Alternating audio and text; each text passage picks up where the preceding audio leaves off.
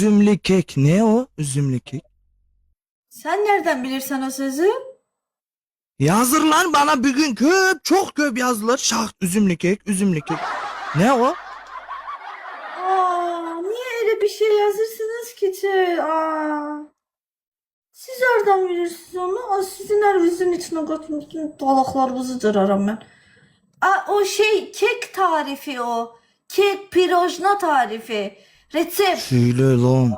Lan tort tarifi pirojna. He o güzel bir şeydi. Güzeldi o. Bakacak şimdi oradan. Ay.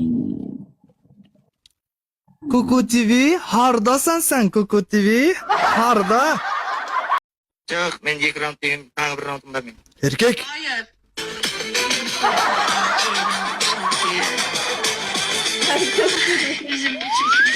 Aşkına inadam beni yerimden atıyor. Orada mənə resept soruşdular ki sen bu kadar tatlısın. Pse. Bu kadar tatlı. Orada ben tarif ettim. Ben de dedim ki sen bu kadar tatlısın hardan öğrenmişsin. Ben de dedim o üzümlü keklerin buradan öğrenmişim. Pse.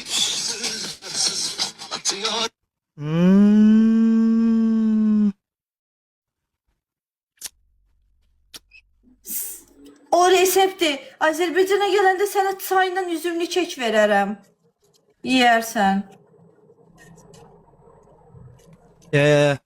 Sen verme. Korkuram. Niye Arasından adam zehir yiyemem çıksa. ben?